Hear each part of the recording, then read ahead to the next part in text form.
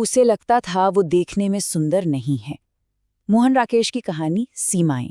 इसकी नायिका है उमा और हम उसकी दुनिया में बस इसी एक गहरे चुभने वाले वाक्य के साथ दाखिल होते हैं।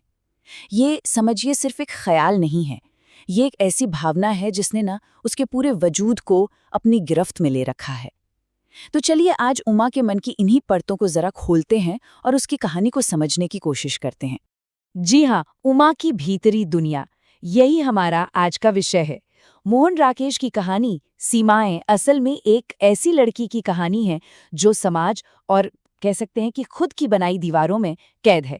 लेकिन कहानी का जो असल मोड़ है ना, वो तब आता है जब एक बिल्कुल अनपेक्षित घटना उसे इन सीमाओं के पार देखने पर मजबूर कर देती है। तो उमा की इस मनोवैज्ञानिक यात्रा को ना हम 5 हिस्सों में देखने वाले हैं। सबसे पहले बात करेंगे एक गलत शरीर की, मतलब उसका अपने ही वजूद से जो एक अलगाव है उसकी। फिर आएगा दिखावे की दुनिया, जहां उसे एक नकाब ओढ़ना पड़ता है। इसके बाद है भीड़ में अकेलापन, जो उस शादी के माहौल में और भी गहरा हो जाता है। चौथा हिस्सा है एक अनअपेक्षित स्पर्श, यही वो मोड़ है जो सब कुछ बदल देता है। और आखिर में खोई हुई जंजीर, जिसके मायने बहुत गहरे हैं। तो चलिए शुरू करते हैं पहले हिस्से से, एक गलत शरीर। यहाँ हम ये समझने की कोशिश करेंगे कि आखिर उमा अपने ही वजूद से इतना अलग थलग, इतना कटा हुआ क्यों महसूस करती है और इस भावना की जड़ें हैं कहाँ। ये जो एक लाइन है ना, ये उमा की पूरी हालत, उसकी पूरी कैफियत को बयां कर देती है। उसे अपने शरीर से समझिए कोई लगाव नहीं है, बल्कि एक गहरी शिकायत है। उसे ऐसा लगता है जैसे उसकी आत्मा, उसका जो असली मैं है, वो किसी गलत जिस्म में आकर फंस गया है, एक ऐसी कैद जहां से निकलने का कोई रास्ता ही नहीं है। ये सिर्फ बाहरी सुंदरता की कमी का एहसास नहीं है, नहीं, ये अपने ही होने पर, अपने वजूद पर एक गहरा असंतोष है। और यहीं पर उमा की भीतरी और बाहरी दुनिया का जो टकराव है वो बिल्कुल साफ दिखाई देता है। देखिए, एक तरफ तो उसके अंदर की दुनिया है, जहां एक अलग चेहरा पाने की, एक अलग शरीर पाने की बेचैन करने वाली इच्छा है। और फिर है दूसरी तरफ बाहर की दुनिया, वो दुनिया जिसमें क्या है, धार्मिक ग्रंथ हैं, दाल आटे का हिसाब किताब है और सोने के भाव की नीरस बातें। अब इन सब बातों से उसका कोई लेना देना नहीं है, और यही वजह है कि घर के अंदर भी उसका अकेलापन और भी बढ़ जाता है। कहानी में ना एक बहुत ही महत्वपूर्ण शब्द का इस्तेमाल हुआ है, संधिकाल। अब ये संधिकाल क्या है? ये लड़कियों के जीवन का वो दौर होता है जब पढ़ाई तो खत्म हो चुकी है, लेकिन शादी होनी अभी बाकी है। और पिछले 4 सालों से, सोचिए 4 सालों से उमा बस इसी बेमकसद इंतजार में जी रही है। ये जिंदगी में एक ऐसा ठहराव है जहां उसकी पहचान बस एक होने वाली दुल्हन तक सिमट कर रह गई है। और यही ठहराव उसके अंदर के असंतोष को और भी गहरा करता चला जाता है। अच्छा, अब आते हैं हमारे दूसरे हिस्से पर, दिखावे की दुनिया। यहाँ हम ये देखेंगे कि कैसे एक शादी में जाने के लिए उमा को एक ऐसा नकाब ओढ़ने पर मजबूर किया जाता है जो उसके अंदर के इंसान से बिल्कुल भी मेल नहीं खाता। उसकी माँ की जो तैयारी है वो एक रस्म जैसी है, एक रिचुअल। पहले वो सफ़ेद सैटन का सूट लाती हैं, फिर मेकअप का डिब्बा आता है और आखिर में गले में सोने की जंजीर पहना दी जाती है। हर कदम मानो उमा को एक गुड़िया की तरह सजा रहा है, एक ऐसी गुड़िया जिसकी अपनी कोई इच्छा, कोई पसंद है ही नहीं। वो इस पूरी प्रक्रिया में बस एक बेजान चीज़ बनकर रह जाती है, जिसे बाहरी दुनिया के सामने पेश करने के लिए तैयार किया जा रहा है। और बाहर तो ये सब तैयारी चल रही है, लेकिन अंदर ही अंदर उमा का मन लगातार अपनी शरीर का विश्लेषण कर रहा है। वो आईने में खुद को नहीं देख रही, वो देख रही है अपनी कमियों को। उसे तो ये लग रहा है कि जो चमकीवा सूट है ना, ये उसकी कमियों को छिपाएगा नहीं, बल्कि और ज्यादा उजागर कर देगा। और इससे उसका जो आत्मसंदेह है वो और भी बढ़ जाता है। और फिर माँ कहती है, अरे घड़ी दो घड़ी की ही तो बात है। ये जो एक वाक्य है ना, ये समाज की उस पूरी मानसिकता को दिखाता है जहां असलियत से ज्यादा दिखावा मायने रखता है। मतलब सुंदरता असली हो या ना हो कोई फर्क नहीं पड़ता, बस कुछ घंटों के लिए दुनिया को दिखाने के लिए होनी चाहिए। घर लौटकर तो साबुन से मुंह धो ही लेना है। ये एक बहुत ही गहरा व्यंग्य है इस बात पर कि समाज महिलाओं से किस तरह के दिखावे की उम्मीद रखता है। और ठीक तभी उसकी दोस्त रक्षा आती है, जो एक बहुत ही साधारण सी साड़ी में भी बिना किसी कोशिश के सुंदर लग रही है। रक्षा को देखते ही उमा के अंदर अपनी कमी का जो एहसास है वो और भी गहरा हो जाता है, क्योंकि रक्षा उस सहज सुंदरता और आत्मविश्वास का प्रतीक है जो उमा के लिए एक सपने जैसा है। वो उस बनावटीपन से बिल्कुल अलग है जिसे उमा को ओढ़ने पर मजबूर किया जा रहा है। तो अब हम पहुंचते हैं शादी के इस जगमगाते माहौल में, जहां बाहर तो खूब शोर है, रौनक है, लेकिन उमा के अंदर एक गहरा सन्नाटा पसरा हुआ है। और हमारा अगला हिस्सा है भीड़ में अकेलापन। लेखक ने यहाँ एक बहुत ही खूबसूरत मेटाफर का इस्तेमाल किया है।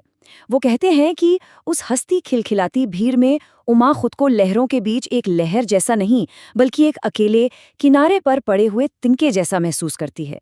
जरा सोचिए, ये सिर्फ अकेलापन नहीं है, ये उस माहौल में अपने होने की निरर्थकता, अपने बेगानेपन का एक बहुत गहरा एहसास है।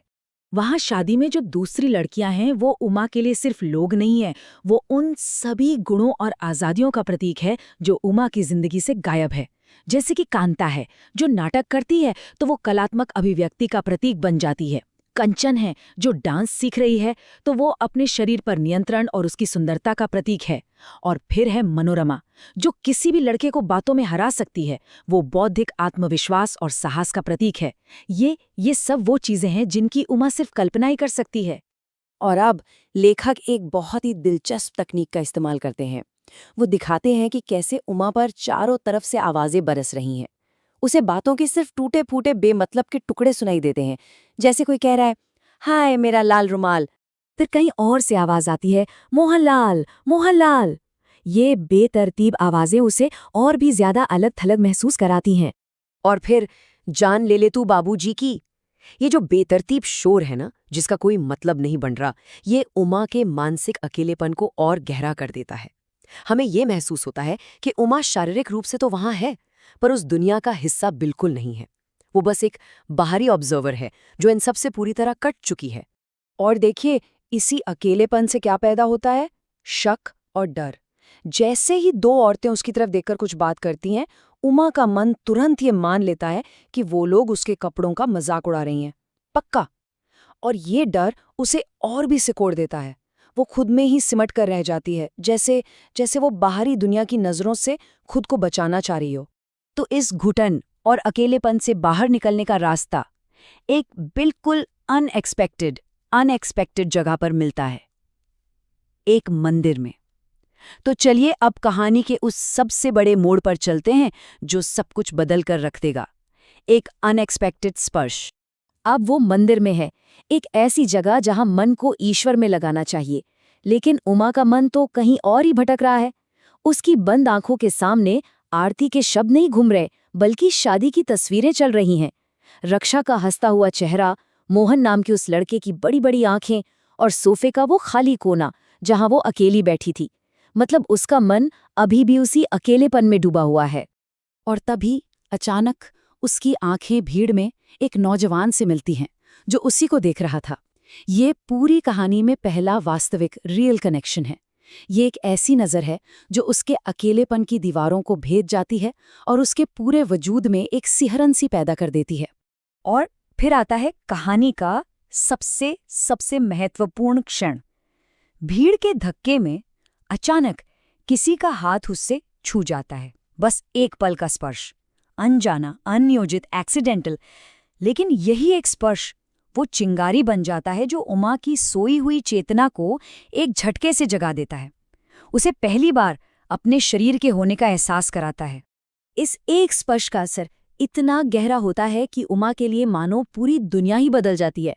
आरती का जो संगीत है वो उसे किसी मशीन की घरघराहट जैसा लगने लगता है। आसपास की भीड़ पत्थर की मूर्तें बन जाती हैं।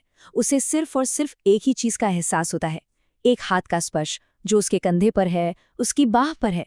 जिंदगी में पहली बार उसका मन अपने शरीर की कमियों से हटकर एक सनसनी पर, एक सेंसेशन पर केंद्रित होता है।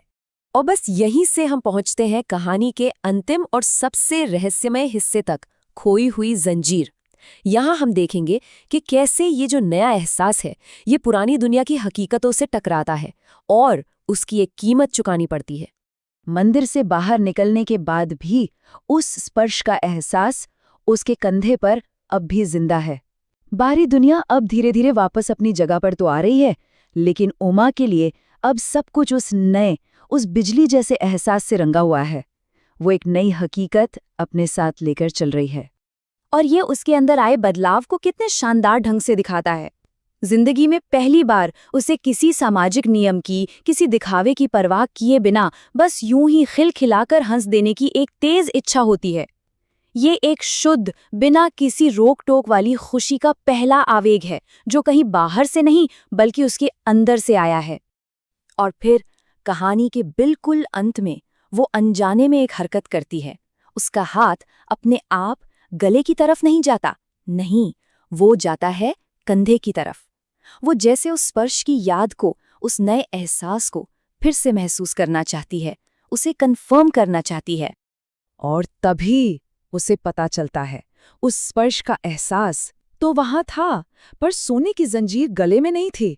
सोचिए, वो जंजीर जिसे उसकी माँ ने सामाजिक दिखावे के लिए पहनाया था, जो उसके परिवार, उसके भविष्य, उसकी सीमाओं का प्रतीक थी, वो ठीक उसी पल खो गई जब उसने अपने वजूद से एक नया, एक आज़ाद रिश्ता महसूस किया। तो हम इस विश्लेषण को इसी सवाल के साथ खत्म करते हैं। क्या उमा ने सिर्फ एक सोने की जंजीर खोई, या उसने खुद के होने का एक नया एहसास पाया? क्या एक बंधन के टूटने की कीमत पर उसे एक नई तरह की आज़ादी का पहला अनुभव हुआ? कहानी हमें इसी गहरे सवाल पर सोचने के लिए छोड़ देती है।